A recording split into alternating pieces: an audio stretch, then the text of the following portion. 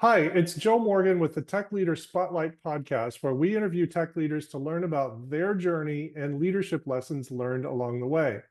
This show is brought to you by the Tech Professional No Regret Money Plan, where we help tech professionals who know they're doing well financially, but aren't certain if it's enough. And they're not certain if, and there's more that they want to achieve, and they're not sure how to put all that together. We help you invest cash wisely, make the most of stock awards, minimize your tax bill, and create clarity and confidence so you can spend less time worrying and more time living the life you want. If you'd like more information, look me up on LinkedIn. That's Joe Morgan at Best Financial Life. Today, I'm very excited to have on our podcast Bob Friedley, who is a financial planning and analysis transformation manager and AI specialist. Welcome to the podcast, Bob. Thank you, Joe. Certainly. So, financial planning and analysis transformation manager and AI specialist. Tell me, what does that mean? Well, uh, partly that I have that long title because I worked with IBM, and there's no simple titles there. But basically, what that position was to lead the North America consulting finance group through transformation. And that transformation was it involved automating, it involved creating dashboards, more of a self-serve approach to finance versus what we used to do, which was more a concierge approach. So every executive had like their own financial analyst, CFO, and what have you. So IBM and its efforts to save through the use of AI and other automation is going through this transformation program. So that's basically what that position was about. Interesting. So you have different managers in different areas. They need to know how their business unit is doing. So they come to you guys, the concierge model is they come to you guys with questions and you would create reports, go back to them. But what you were doing in this role was creating a self-serve model where they could use a tool, I imagine, to create the reports that they needed, right? Correct. It was basically based on Cognos Analytics, which is an IBM dashboarding product, something like Tableau. So that was a significant part of it, building self-serve dashboards executives could walk through. Um, that sounds good, but in my experience, it's hard to get the executives out of the mode of wanting that, hand holding direct, I need a CFO to talk to. So it's a bit of a challenge to get executives to move into that model, but that's where we were headed. Interesting. And what exactly were you doing? Were you on the tech side of that or the finance side of that, or where were you mostly spending your time? Both. I was doing training of our financial analysts on the new ways of working. I was also on the tech side building some of those dashboards in Cognos Analytics, working with others in IT. Got it. And you recently retired from IBM. So what are you doing now? Now I'm developing educational software for children right now, kind of focused on K through first grade. I have a platform called oceanstudios.us is my website. At about maybe 6 to 8 educational games out there. My wife is a teacher, and so she advises me on kind of the educational aspects of it, and I implement it using several AI platforms. I currently use Claude, ChatGPT, and Grok, and they're all a little bit better at certain things than others. So I found that having multiple AI platforms is the most effective way to get things done. And why is that? They specialize in different areas or? Yeah, I found that Claude is the best at coding, followed by Chat GPT, but to a lesser degree. And then Grok is not very good at coding at this point. It's very good at image creation. So I use Grok sometimes for the graphics in my game, graphics design. Got it. Yeah, Yeah. great. Sounds like fun. Is this something that you've been looking forward to doing, looking into retirement? Oh yeah, obviously, I've always liked systems. So, when the first Commodore 64 came out and I saw it, I was like, wow, I'm amazed. I love the idea of, giving the computer basic command, hello world, just to see it, that I could make it do something. And so from that point on, I was hooked. I through my career, I learned basic, original Microsoft Basic. When I joined IBM, I learned SQL, QMF. We used SAS software at the Hmm. time, which I think is still around. Learned that, learned SPSS Modeler, which was an early kind of automation tool still out there from IBM.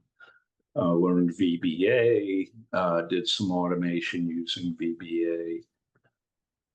Cognitive analytics, which I've talked about now with AI and my coding experience, and I can't call myself a full-time professional programmer, but I know enough about programming and have done enough that I can coach AI to get things done, to kind of work with me on that.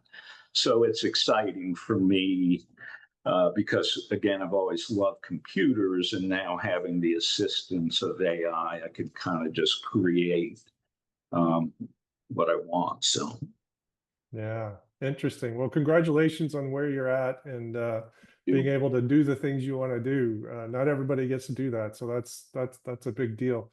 Let's jump into our regular questions. So you've seen a lot in the tech world. Uh, so our first question is, what does leadership in the tech space mean to you? Well, I think good leadership in the tech space allows a lot of room for creativity and collaboration, not just uh, taking a tops down approach to say, this is the way we're going to do it. You hire a lot of good creative people. You want to get their input. You want to unleash their talents.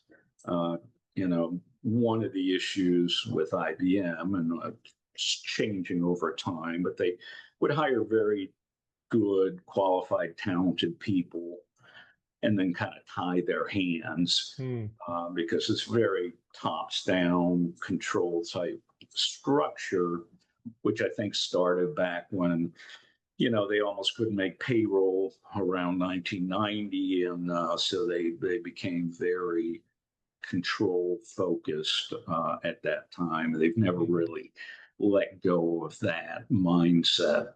So, to me, it's much better to if you're going to hire talented people, let them use their talents. Don't try and box them in. Yeah, that creativity and collaboration is something that we hear time and time again on the podcast. The tech world is full of that. Finance, not so much, No. but but the tech world really is. You have to be collaborative in that. And is that so? So now that you're doing this basically on your own, is that something you're going to miss, the collaboration? Honestly, I was always more of a, analyst, systems guy. I had management positions, a number of them, CFO of a unit, what have you. Um, Honestly, though, I like the systems kind of lone wolf work better than management. I'm a good, I think, coaching manager, and my people liked working for me, and I enjoyed that. But yeah, my real passion is for technology, and that's a little more of a like I said, kind of a lone wolf type operation, at least in how it was done in my finance function. Yeah. Well, it's being a small business owner myself, I can tell you it's great to have the freedom to structure your day and the things the way you want. Yeah, You still have to be successful, but you don't have to do things that you don't understand why you're doing them because right, you're the boss. So right, so right. that's good. Well, that kind of leads into the next question with all the changes in the job market today, and the layoffs going on. What is a piece of advice you could give to someone who is, let's say, mid-career, but working today, but potentially, a target of layoffs? Not that we ever see that coming, but what is it that people can do while they're working to help themselves in case layoffs do come their way? In my experience, you need to be a lifelong learner. You know, technology changes at an ever faster pace. So, I started out, like I said, playing around with with basic, not even visual basic. I learned macros in Lotus, I learned VBA in Excel and Power Query, SPSS Modeler, QMF. Most recently now AI. So to me, if you're not a lifelong learner in today's world, you're going to be obsolete. Uh, so you might be the world's best C++ programmer, but if you never learn, the next new great technology, you're going to find yourself at a dead end. Yeah, because things are always changing, especially in the tech world, faster than any other industry that I know of, Mm. for sure. And then our third question: what's the most important financial decision you've made in your tech career or in your career, whether it's about compensation or personal spending, planning for the future, or whatever, but a financial decision in the career that was very important for you? Well, I think two things. One, you have to be very realistic about budgeting. And this is from a personal side. It's easy to kind of, oh, I got, a car payment, a house payment, and groceries, and forget about the other 20 things that you're spending money on every month. Yeah, So it's very important to be realistic when you put together a budget. The other thing I learned is, don't count on some future event, right? That's going to bail you out. So, you pile up debt expecting, well, I'm going to inherit money or something, for instance. That's just a bad way to operate. Don't count your chickens before they're hatched. And then finally, especially at this stage in life, I'm now renting in a very nice 55 plus community, kind of a resort style. But I like the idea that I know exactly what my costs are going to be every month. I'm about to lease a car again for the same reason. So, as you get older, and this is different when you're middle age and have school age kids and what have you, but as you get older, I think it's important to know exactly what your expenses are going to be every month.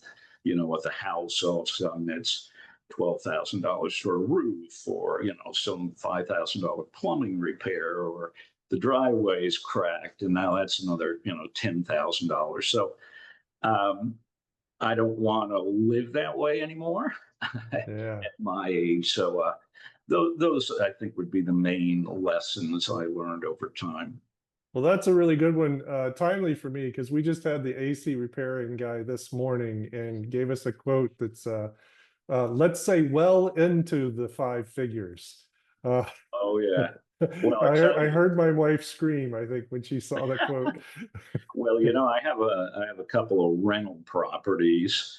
One I just had to spend 10 grand on for an air conditioner.